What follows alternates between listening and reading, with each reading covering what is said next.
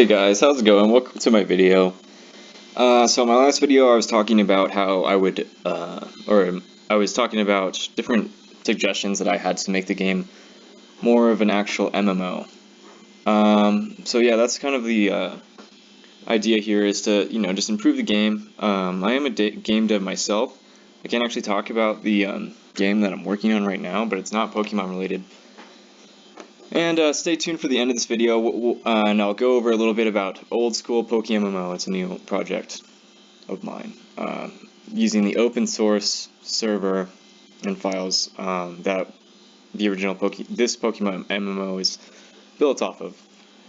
Anyway, please subscribe if you're not subscribed already. It'll help this video get around and maybe actually get to the devs and show them that we're kind of fed up and we want actual real MMO content in this game. So this post was posted on February 26, 2018, so over 2 years ago.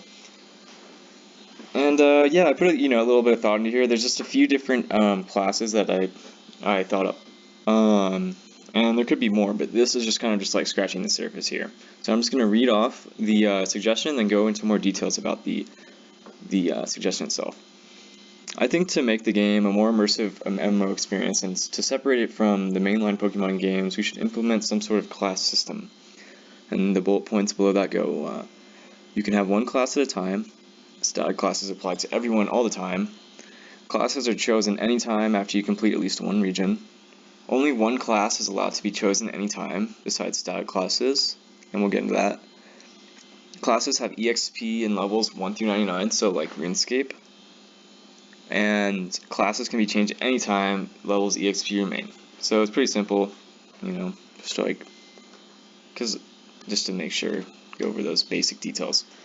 So here's the first class that I thought of. This is centric to PvP players. Pokemon Trainer. Exclusive feature of this class. Battle Box. Okay? So this is a box that's available at any time to battle with. And this is a feature that was just recently added. Player random gyms, E4. This is something that the fans have been screaming about since like day one to Nintendo and any other Pokemon related game. So huge thing that fans have literally wanted forever and ever. The current gyms now are extremely dry content. You could just hold down the A button, and so it's completely not even fun, not even worth your time, complete time waste.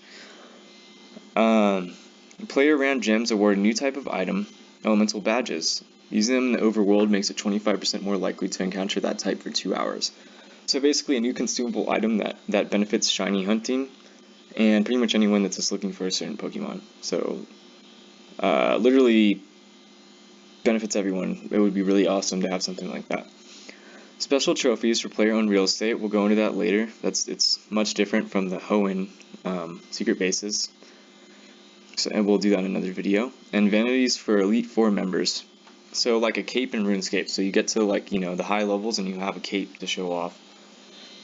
Wins as a gym leader, trainer, E4, and champ all award monetary payments, or it could be battle point payments as well. So yeah, pretty simple. Mechanics of this class.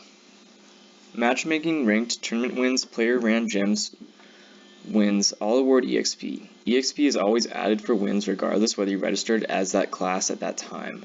So you can go into the gyms and just start battling people. You don't need to be part of the class, you always get EXP for that. It's all the, to be actually part of a gym trainer or leader or whatever, you have to be registered as this class at that time. After level 25, you can apply to be a trainer at the gyms. After level 50, you can be a gym leader. 90, Elite 4. 99, you can apply for the champion spot. Applying means battling for your spot with another high-level player. If you enter the gym and no player fills that role at that time, and you have the right, then you may automatically take the role. A clone sprite is placed in the gym until you log out, and when someone challenges you, automatically start the battle with your battle box. So you don't have to just sit there, like Brock, just chilling. You actually can go out and do stuff. You can be grinding and stuff, and it can give you a little timer or something. Be in 60 seconds you're starting this, or 2 minutes or something. So you can just stop what you're doing or quit like a matchmaking duel or something.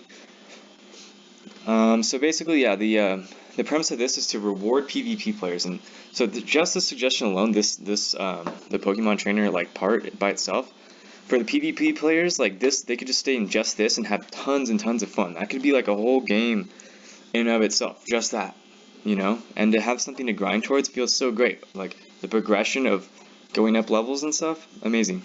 And so it would actually have like give it like a really strong reasoning behind PvP and getting better at the game. Okay, let's go into this next class.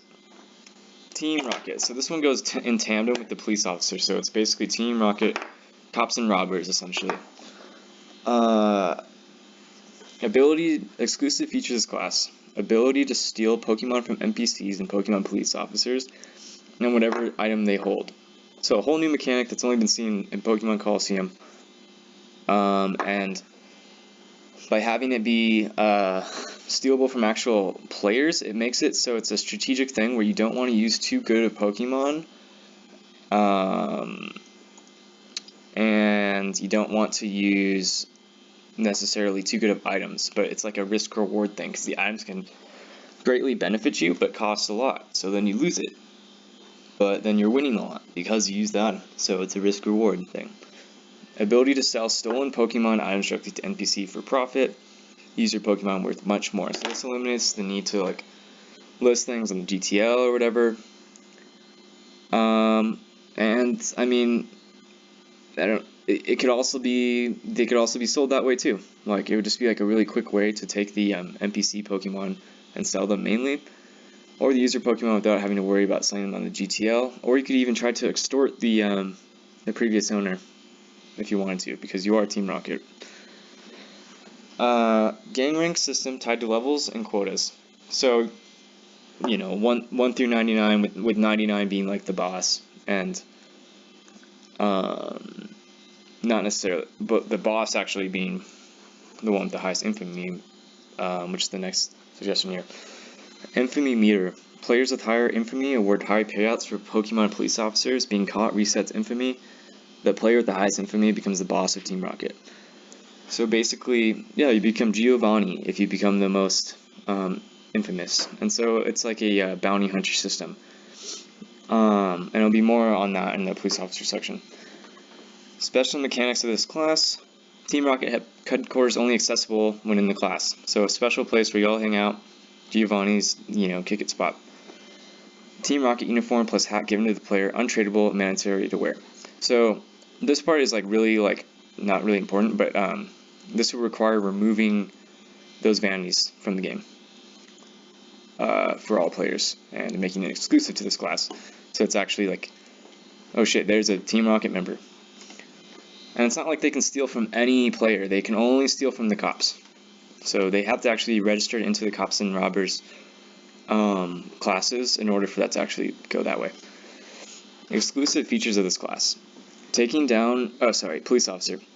Taking down Team Rocket awards EXP. Makes sense. Arrest Team Rocket members in the act and beat them in a duel for money based on quota at the end of every week, just like real cops. They have to fit their quota. So you'd have to catch like 10 Team Rocket members or something, depending on what your rank is. High infamy arrests award more money. And quota.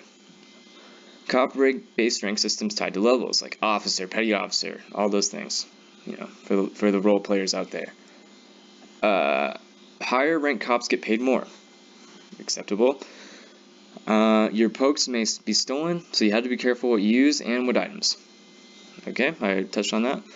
When you beat a Team Rocket member, you obtain their party items on said mons to be sold by profit by you however you desire. So it's kind of like a reverse of Team Rocket. So you're essentially doing the same thing. You're both stealing each other's shit. That's kind of what the cops do. They take your stolen stuff and then they sell it back to people in auctions. Special mechanics.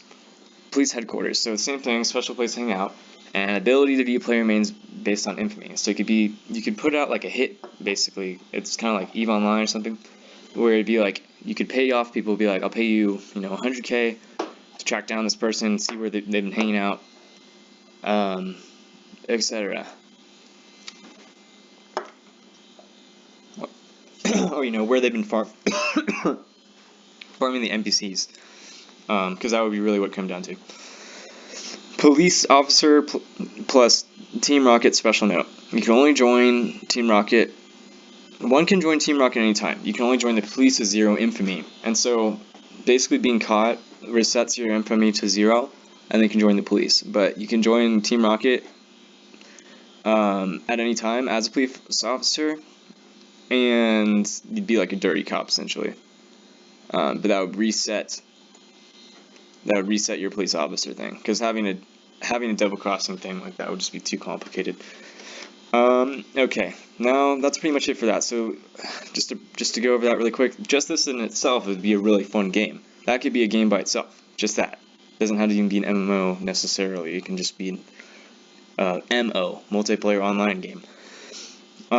Would be extremely fun. You could just spend all your time doing this. It would be so fun, and you'd actually have a reason to steal stuff, and you'd be making money, and it would be awesome. You'd be leveling up, and you'd feel accomplished. It'd be fucking great.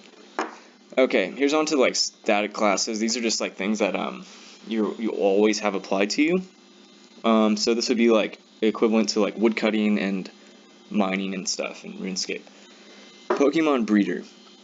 Breeding, catching, EV training, leveling Pokemon awards EXP. So basically these things that we're doing all the time would be adding to our levels. And so it would be very, very nice to feel the progression of that. Faster breed hatch times based on level.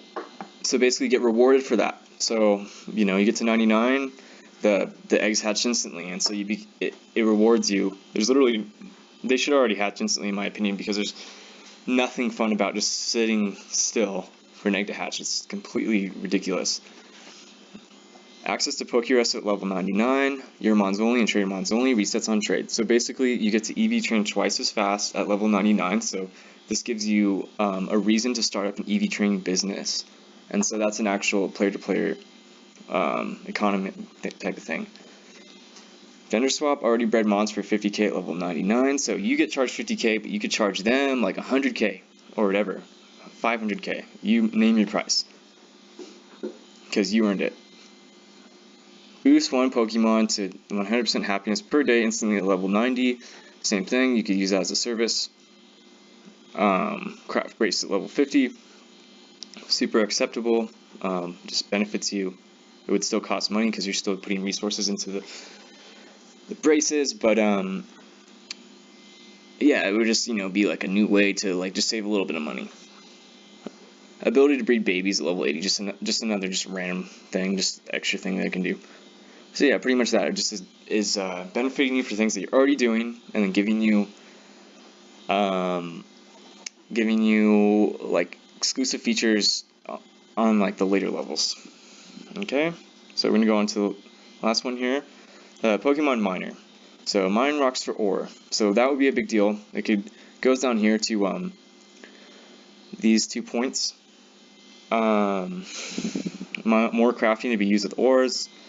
Some ores to be used to craft staples like Everstone. So basically, you're slowly, like, you're always gaining resources and stuff from mining. And this would be like using Rock Smash, essentially. And so yeah, you'd always be, you know, getting better, getting more resources. Higher levels award higher success rates when forging resources. So yeah, if you're level 99, you're gonna be getting better, higher levels of ore.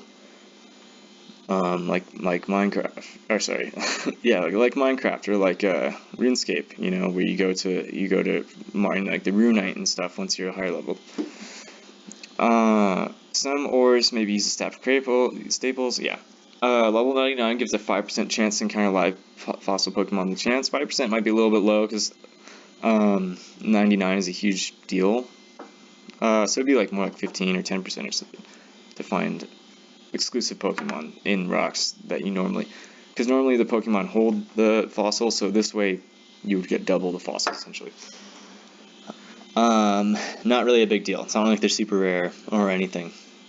Level 50 gives access to an NPC that pays more for nuggets, pearls, etc. So these are things that can be crafted from the ore, or can just be straight up found in the rocks or dropped as drops. And another aspect to the thing is you can have like ultra rare drops. You know, you can have like super ultra rare nugget that sells for a lot that only drops like 1 in like 10,000 or something crazy.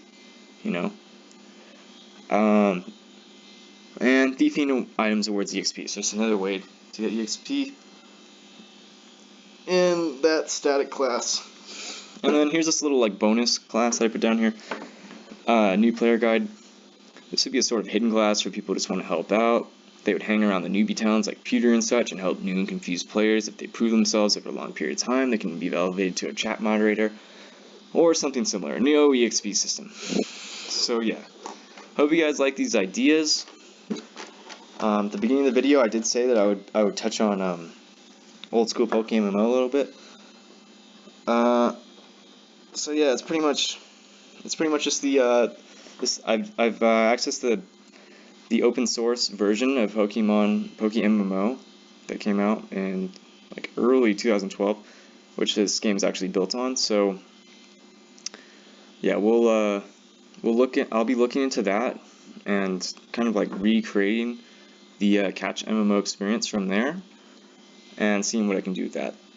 Like I said, I'm working on a different project right now, so this is going to be like on the side sort of thing, but I'll keep you updated, and I will have other videos highlighting MMO features that we can actually hopefully get implemented into PokeMMO. And on a side note, yeah, like if we do old school PokeMMO, we can maybe put these into there too. I'm not super familiar with Java or anything, so I would have to learn that, but yeah, we can hire people, we can figure it out. But yeah, hope you guys like that. Please subscribe. Let's get this spread around so that it can actually make it back to people that should be hearing this sort of thing, and held accountable for setting the standards so low that they don't have to actually work on the game. So I hope you guys like that, and I'll talk to you later.